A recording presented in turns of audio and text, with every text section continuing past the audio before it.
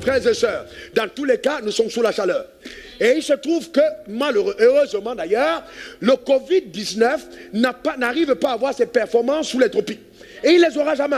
Quels sont les facteurs? Je ne sais, mais j'évoque quand même certaines choses pour attirer votre attention. Et par-dessus tout, le seul continent où on peut encore prier, où les gens passent des nuits de prière, où les pasteurs prient encore, il se trouve que ce soit ce continent.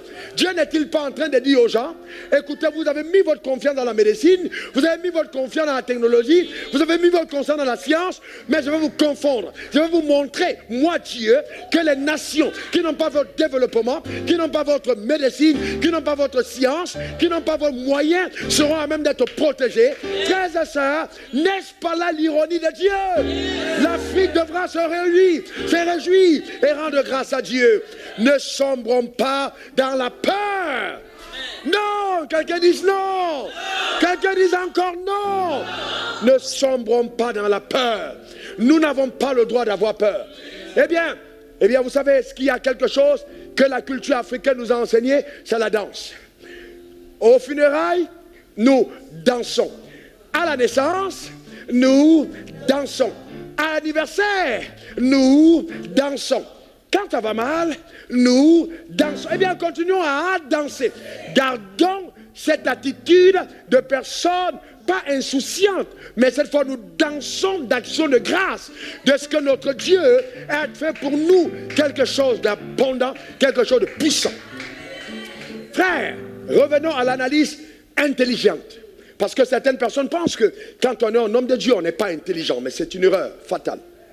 Alors l'analyse intelligente. Si vous prenez aujourd'hui en Côte d'Ivoire, à l'heure où je parle, les statistiques parlent de 600 cas. Et vous les jetez dans la nature, 600 cas. Est-ce que vous savez que, normalement, si ça doit se répandre comme ça se répand en Europe, à moins d'une semaine, on serait peut-être à 60 000 cas. Ah oui, bien entendu. Et vous savez très bien aussi qu'en Afrique, les gens n'ont pas le même réflexe de dépistage. On peut dire qu'il y a beaucoup d'autres cas, mais qu'en est-il des morts? Mais frères et sœurs, si donc c'était vrai que ça allait faire la même ravage qu'en Europe, on aurait trouvé des morts partout. À ce moment, je dis par certaines couchées partout. Mais ça n'arrive pas. Et ça ne va pas arriver. Ça n'arrivera pas. Mais qu'est-ce qu'ils essayent de faire? Ils essayent d'attaquer maintenant l'Afrique par la peur. Et même pas seulement l'Afrique, les gens du monde, partout par la peur. Non, nous ne céderons pas à la peur. Donne-moi le meilleur des amens. Oh, ta manière de dire amen m'embête. Donne-moi le meilleur des amens. Toi qui es ici, donne-moi un amen 3 fois plus fort que... on ne va pas céder à la peur, frères et sœurs. Regardez ce qui est écrit dans Proverbe 18, verset 4. Écoutez, regardez ça. Verset 14. L'esprit de l'homme le soutient dans l'art. Ben, c'est fort. On n'a pas, là, ce n'est même pas Dieu. On dit l'esprit de l'homme, de l'homme le soutient dans la maladie. L'esprit de l'homme. Qu'est-ce qui soutient l'homme? C'est quoi? Son esprit. L'esprit de l'homme le soutient dans la maladie. Mais l'esprit abattu, qui le relèvera? C'est-à-dire que quand la maladie arrive dans ton corps, si ton esprit est déjà apeuré, tu es mort. Donc il n'y a même plus possibilité pour toi de vivre parce que ton esprit a été terrorisé par la peur. Donc la peur joue 90% du rôle et la maladie 10% dans le contexte où nous sommes. Donc c'est pourquoi, frères et sœurs, ce n'est plus le moment d'écouter des messages qui sont en train de te ramener à la loi. Il faut écouter des messages de la foi. Les miracles sont produits par la parole de foi que nous entendons. Veux-tu vivre un miracle en cette saison? Il faut écouter les messages de foi. Bâtis ton esprit. Bâtis ton esprit, sature ton homme intérieur de la parole de vérité. Ce n'est pas le moment de la culpabilité, non, mais de la confiance inlassable au Dieu que nous adorons. Quelqu'un me donne le meilleur des amens. Quelqu'un dit encore le meilleur des amens. Écoutez-moi très bien, ce virus n'aura pas justement son succès dans nos territoires. Ta manière de dire amen m'embête. Et non simplement ça, nous croyons en Dieu par la puissance du Saint-Esprit, que Dieu relèvera de façon authentique le maximum de personnes touchées par ce virus. Dis encore amen. Oh, mais hélas, combien de personnes croient encore en Dieu? Beaucoup l'ont rejeté. Que cette maladie soit une interpellation pour toi, là où tu te trouves, quel que soit le lieu, à te tourner vers le Dieu capable de te sauver, de te délivrer, de te restaurer. Amen. De te restaurer. Et je vais te parler tout à l'heure. La mort n'est pas une fin. La mort n'est pas une fin. Attention. Donc voyez-vous, tourne-toi vers Dieu. C'est important. Et je veux dire maintenant, en accord avec les saints, ils ont planifié la destruction de l'Afrique. Je veux dire que la domination qui est en train de contrôler tous ces projets malsains, sataniques qui sont en train de faire, nous voulons détruire son trône au nom suprême de Jésus. Il ne s'asseyera pas sur le continent. Oh, ta manière de dire amen m'embête. Il ne va pas s'asseoir. Nous détruisons et fragilisons son trône. Au nom puissant de Jésus. Dis encore amen. Cela n'aura pas lieu. Cela n'aura pas lieu. Au nom suprême de Jésus. Ce que nous lions sur la terre sera lié dans les cieux. Ce que nous lions sur la terre sera lié dans le ciel. Donc c'est clair. Amen. Quelqu'un dit encore amen.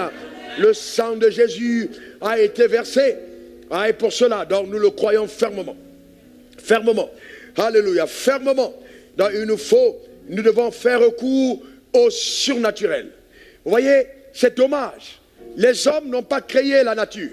Les hommes n'ont pas créé le monde, mais ils veulent gérer le monde créé par Dieu sans Dieu. Et ils parlent de surpopulation. Et ils disent que 7 milliards, nous sommes trop nombreux sur Terre. Et ils veulent réguler. Depuis le temps, des temps anciens, ils ont commencé à réfléchir sur comment donc effacer un nombre de personnes, massif nombre de personnes sur Terre. Et c'est ainsi qu'on est allé jusqu'au cas de Hitler, qui parle d'une race supérieure.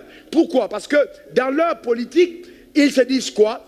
Non, il y a des gens qui sont supérieurs aux autres. Mais la Bible dit que Dieu a créé l'homme à son image, selon sa ressemblance. Donc les hommes ont commencé à réfléchir, mais instrumentalisés par Satan, pour détruire les hommes, pour détruire les hommes, les autres. C'est comme ça qu'on a eu l'Holocauste. Et c'est comme ça qu'aujourd'hui encore, on a tout ce que les gens projettent sur l'Afrique. Avec tous les cas de maladies qu'on a envoyés en Afrique, que ce soit Ebola, que ce soit même le VIH, SIDA, on a vu les ravages. Mais c'est les planifications humaines pour détruire des races, pour fragiliser des peuples. Eh bien oui, si nous ne comprenons pas ça, frères et sœurs, nous allons passer à côté de la vérité. Ils veulent réduire la population du monde. C'est un projet. C'est un projet. C'est un coup planifié. Ils vous diront oui, nous faisons des analyses. J'ai entendu une analyse faite par le président Obama il y a 5 ans, où il a dit que si un virus frappait l'Amérique, est-ce que l'Amérique était prête? Mais vous pensez que ces discours-là, c'est des discours anodins? Non. Sont-ils des prophètes? Non. Sont-ils en train de faire des prédictions? Peut-être. Voyez-vous. Mais basé sur quoi? Il y a tellement de révélations qui tendent aujourd'hui à comprendre qu'il y a une orchestration satanique, il y a un plan mesquin derrière. Voyez-vous. Donc c'est important que nous le comprenions. Et en plus, d'accord, regardez l'action. Aujourd'hui, Bill Gates et sa fondation parlent de faire des vaccins. Je cite des noms parce qu'ils le disent. Allez donc faire des recherches sur sa femme, sur la généalogie de sa femme. Vous comprendrez que depuis des lignées, ceux qui étaient d'où elle descend, ont déjà été dans le complot qui a consisté à réduire la race humaine. Ce n'est pas au hasard. Il y a quelque chose de terrible que les gens préparent. Nous devons faire attention. Nous devons faire attention. Maintenant, il parle de soutien. On va soutenir les Africains. On leur donnera des moyens pour qu'ils se vaccinent. Frères et sœurs, quand Dieu nous a créés, nos pères vivaient plus longtemps qu'avant que les Blancs n'arrivent dans nos continents. Ils vivaient longtemps. Ils mangeaient des feuilles. Ils n'avaient pas la médecine moderne, corrompue et vendue. Mais ils se soignaient par les plantes naturelles. Ils étaient bien portants. Ils étaient robustes. Depuis qu'on a accepté ces vaccins qui nous viennent des Blancs et qui d'ailleurs aujourd'hui scientifiquement est démontré que c'est une arnaque, les gens ont la vessie à 7 ans. Ce qu'on ne voyait pas, les gens sont touchés par des maladies et détruits. Non et non. Frères, écoutez-moi attentivement. Nous ne pouvons pas laisser nos gouvernants seuls intervenir dans des débats pareils. Le peuple de Dieu, de par ses prophètes, doit avertir la population sur les dangers et que la population elle-même se tienne derrière nos gouvernants qui souvent sont oppressés, sont opprimés par l'Occident en disant nous n'allons pas accepter ces choses dans nos pays. C'est ce qui doit se faire. Nous n'allons pas accepter ces choses dans nos pays. et que nous puissions soutenir l'action de nos gouvernants. Vous pensez qu'un gouvernant normal dans un pays africain est heureux de voir tout ce qui se passe contre le peuple africain? Ce n'est pas vrai. Donc ils ont tendance souvent à nous lever contre nos rois, à nous lever contre nos présidents. Mais ce n'est pas vrai. Ces présidents sont oppressés. Il faut un autre levier. Il faut le levier du peuple qui se dresse en disant « ça ne passera pas ». Frères et sœurs, la liberté n'a jamais été quelque chose qui vous est donné. La liberté, c'est quelque chose qu'on obtient en combattant. Et nous devons combattre le bon combat de la foi, parce que le punissement d'un continent, ça va aussi de la foi. Si l'Église ne peut pas jouer un rôle, amenant le peuple à se lever et à se tenir pour les desseins de Dieu, pour les desseins des nations, pour les desseins du peuple, l'Église est en train de démissionner totalement de son rôle et de son mandat. Nous ne sommes pas des politiciens, mais nous sommes des régulateurs de vie. Et ça, c'est important. Quelqu'un me donne son meilleur amen. Quelqu'un me donne son meilleur amen. Alléluia. Eh bien oui, c'est très important. Et donc, frère, vous voyez, quand vous êtes face à une situation comme celle-là, c'est plus que vous entrez souvent dans la prière. On a bien vu comment il faut prier la semaine passée. Mais il y a une autre dimension dans laquelle nous devons apprendre à aller. C'est vraiment la saison du Ekalabotike, Rakorondori Mando Katete Mao, Brao Katemalo Shinde. Et j'entends quelqu'un dire, mais il parle quelle langue, moi-même je ne sais pas. Rindo Kambrondele Kotame, Choukole, Brao Katebo Alande Chatate. Donc c'est très important, cette saison, de parler en langue. Vous allez voir pourquoi le parler en langue est vital. Comment est-ce que j'arrive à être énergisé? Comment est-ce que j'arrive à être inspiré? Comment j'arrive à être fortifié? Comment j'arrive à saisir la pensée de Dieu? Comment j'arrive justement à marcher sur cette ligne fine et sensible? C'est justement parce que je me suis exercé à parler en langue et à parler beaucoup en langue. C'est important. D'accord? Couplé à la louange, vous êtes en train de dynamiter votre atmosphère. Romains 8. Versets 26 à 27. L'Esprit nous aide dans notre faiblesse. L'Esprit nous aide dans notre faiblesse. Vous savez, il peut arriver que notre esprit soit disposé, mais que notre chair soit faible. Et Jésus l'a dit lui-même. Et vous allez voir le cas de Pierre. Pierre, il a régné Jésus 3 fois avant que le corps ne chante 2 fois. Alors qu'il a dit, oh non, moi je ne peux pas, je ne peux pas. Mais justement dans la prière, comme il a sombré cette nuit-là, il n'a pas eu l'énergie. Donc l'Esprit nous aide dans notre faiblesse. Car nous ne savons pas ce qu'il convient de demander dans nos prières. Vous savez que ça peut arriver et que c'est tout à fait normal, car dans des situations, vous ne pouvez pas toujours vous lever de façon rituelle et continuer de prier comme ça. Lundi, mardi, mercredi, jeudi, vendredi, ça veut dire de Père que je sais que ton nom soit sanctifié, que ton règne vienne, que ta volonté soit faite. Oh, je vous salue Marie pleine de grâce, je vous salue Pasteur Wafo et tout ça. Non, il faut arrêter votre manière de prier.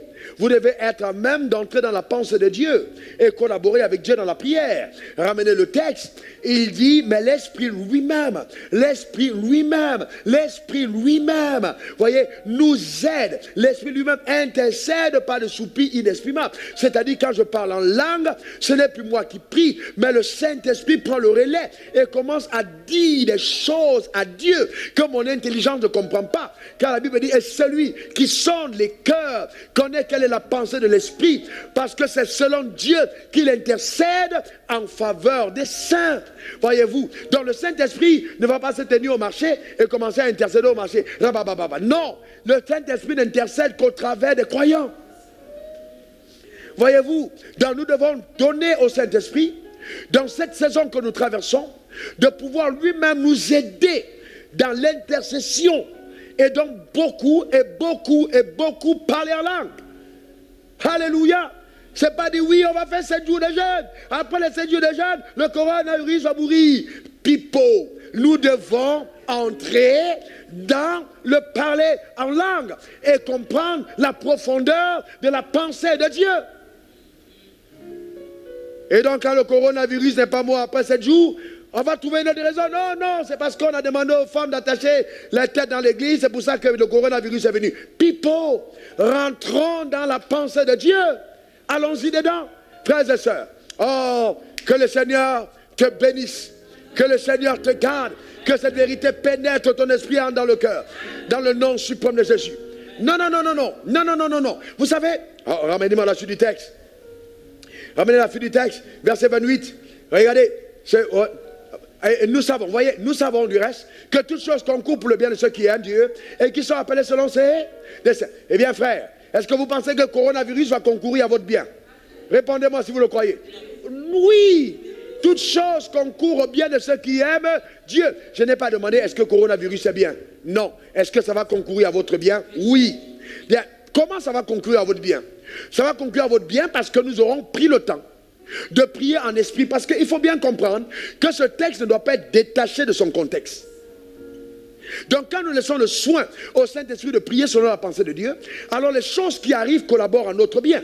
Donc si nous n'avons pas épousé la pensée de Dieu, nous pouvons nous trouver dans une situation et ne pas voir la situation concourir. Et on dira, mais n'est-ce pas, on a dit non. Mais est-ce qu'au préalable, nous avons permis justement au Saint-Esprit d'entrer en action? Est-ce que nous avons prié selon la pensée de Dieu? Ramenons le texte. Ramenez Romains, ramenez au verset 26. De même, l'Esprit lui-même intercède dans nos faiblesses, car nous ne savons pas ce qu'il convient de demander dans nos prières. Mais l'Esprit lui-même intercède par des soupirs inexprimables. Continuons. Et celui qui sonde les cœurs connaît quelle est la pensée de l'Esprit, parce que c'est selon Dieu qu'il intercède en faveur des saints. Voyez-vous? Continuons. Nous savons du reste que toute chose concourt au bien de ceux qui aiment Dieu et qui sont appelés selon leur dessein. Donc, ça selon son dessein. Ça veut dire que quand nous parlons en langue, quand nous prions en langue, nous permettons au Saint-Esprit de faciliter l'accomplissement des desseins de Dieu à l'égard des saints. Et nous vivons la plénitude de la pensée prophétique de Dieu à notre égard. Donc, c'est très important de parler en langue. Parler en langue. Quelqu'un me dira, mais je ne suis pas baptisé du Saint-Esprit. Eh bien, à la maison aujourd'hui, lève tes mains vers le ciel et dis, Seigneur, je veux être rempli du Saint-Esprit. Tu parleras en d'autres langues. Tu éclateras sous ta douche, dans ta chambre. Dieu te visitera. Il dit, si méchants comme nous sommes, nous ne donnons pas des cailloux à nos enfants que nous ne demandons pas.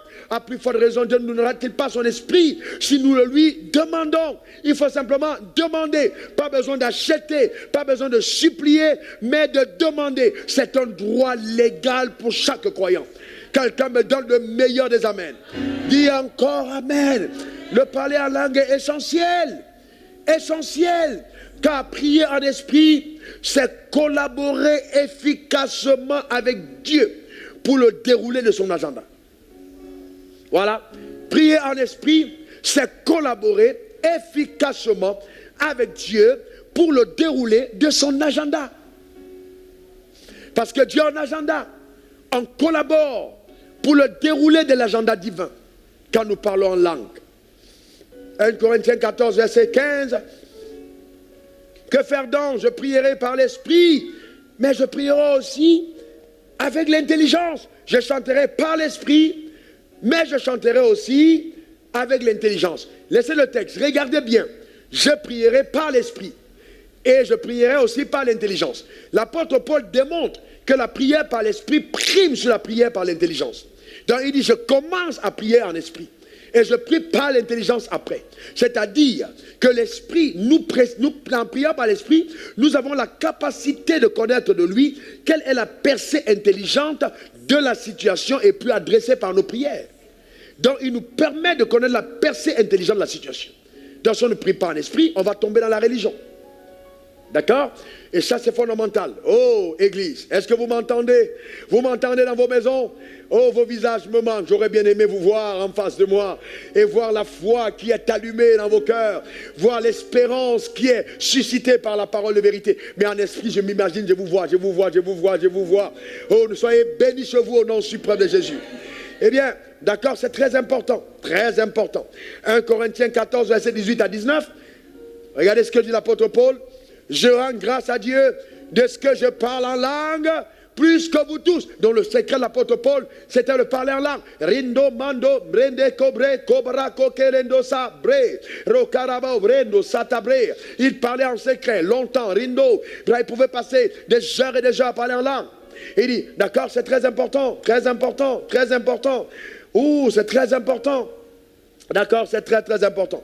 Et il dit, mais dans l'église, j'aime mieux dire 5 paroles avec mon intelligence, afin d'instruire aussi les autres que 10 000 paroles en langue. Donc ça veut dire que ce n'est pas dans l'église que nous avons le parler en langue. Nous devons parler en langue plus dans le lieu secret, à la maison, dans nos bureaux. D'accord, c'est important. Ou bien c'est très important. Et vous voyez, comme nous ne parlons pas en langue, nous ne comprenons pas la pensée de Dieu. Regardez comment les croyants réagissent vis-à-vis de la mort. Frère, c'est terrible.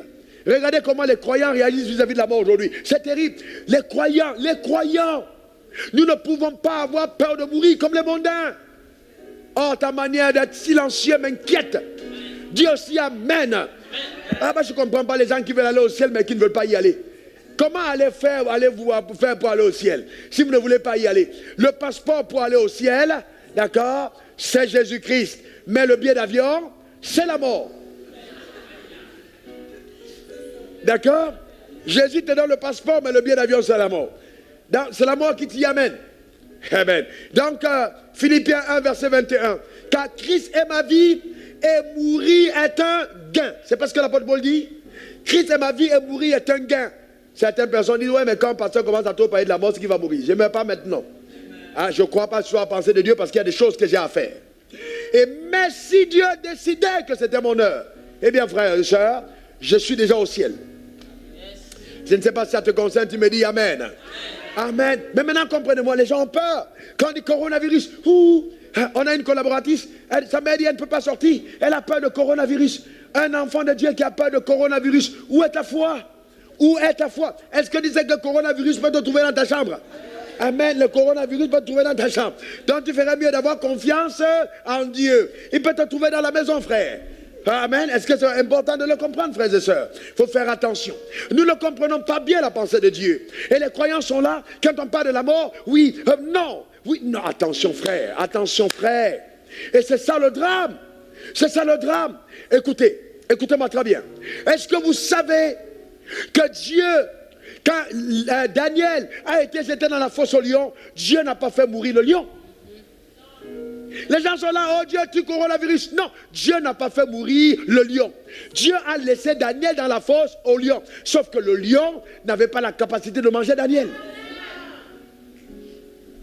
Le lion n'avait pas la capacité de manger. C'est pas, vous devez comprendre que dans toutes les circonstances, Dieu n'est pas toujours obligé de détruire l'adversaire. Mais il peut démontrer sa puissance en fragilisant l'adversaire devant toi. Oui, vous lisez la Bible, mais lisez-la bien. Shadrach, Abed-Nego, ils sont pris. On a chauffé une fournaise ardente. On va les jeter à l'intérieur.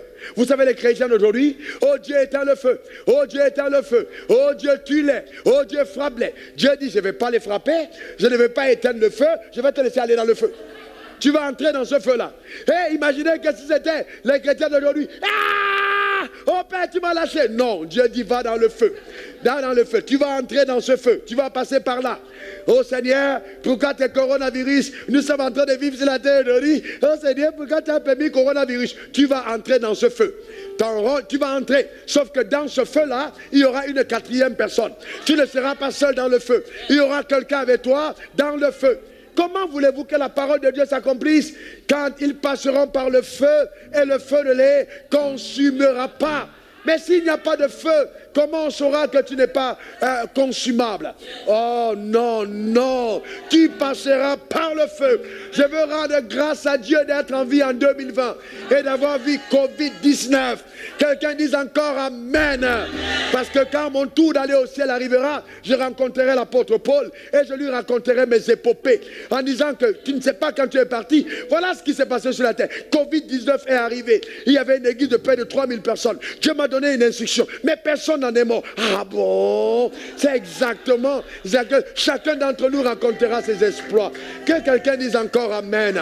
Toute personne connectée à cet hôtel, j'appelle le mandat de la vie sur ta vie, afin que la mort n'ait pas de pouvoir sur toi et en toi, au nom suprême de Jésus. Donne-moi le meilleur des Amen. Eh bien, ceux qui croient reçoivent, ceux qui se moquent sont condamnés. Eh bien oui, il ne faut jamais se moquer de la parole de Dieu. Eh bien, alléluia. Donc c'est important, frère. C'est important de le comprendre. Eh bien, et vous voyez, écoutez, l'apôtre Paul est sauvé du naufrage. Amen. Il est sauvé, l'ange lui apparaît. Mais il arrive maintenant dans la brousse et avec les indigènes. La vipère s'attache à son bras. Il aurait pu dire, Dieu, mais ce n'est pas possible. Comment c'est moi? Alors qu'il y a tant de personnes ici. Mais la vipère ne s'est pas attachée à son bras parce que Dieu voulait qu'il meure. La vipère s'est attachée à son bras afin qu'il voie la véracité de la parole de Dieu. Voilà, il y aura des morsures de serpent, mais cela ne fera aucun mal. Comment l'apôtre Paul aurait su que Dieu est avec lui si la vipère ne l'avait pas mordu? il y a des événements de la vie face auxquels les saints ne doivent pas échapper. Parce que c'est ce qui révèle qu'ils sont saints. C'est ce qui révèle que Dieu est avec eux. C'est ce qui révèle que Dieu est pour eux. Ce n'est pas le moment de sombrer dans la peur. Oh, laissez-moi terminer avec notre frère Étienne. Quel éloquent prédicateur. Chaque fois que je lis le discours d'Étienne, je suis fragilisé à l'intérieur de moi. Et je vois que Dieu fait des grâces aux hommes. Oh, quel frère. Oh, Étienne, qui fait partie aujourd'hui de la nuée des témoins. Étienne est lapidé. Voyez-vous, frère, lapidé. Et c'est terrible. Étienne est lapidé. Étienne lève les mains vers le ciel. Étienne voit le ciel ouvert. Il voit Jésus debout, à la droite de Dieu. Imaginez, Jésus le voit, mais Jésus ne descend pas pour dire feu sur les adversaires. Jésus le regarde. Jésus se lève debout pour l'accueillir. Jésus ne se lève pas pour le protéger. Mais il meurt lapidé. Si c'est aujourd'hui, non, si Dieu était avec lui, comment est-ce qu'on l'a tué? C'est un faux évangile. On a prêché un évangile d'humaniste. On a prêché un évangile pervers. C'est un faux évangile. Nous devons prêcher la foi. La foi te donne d'avoir confiance en Dieu, même quand l'adversité dépasse ce que ça devrait être. Oui, on l'a lapidé. Jésus n'a pas intervenu.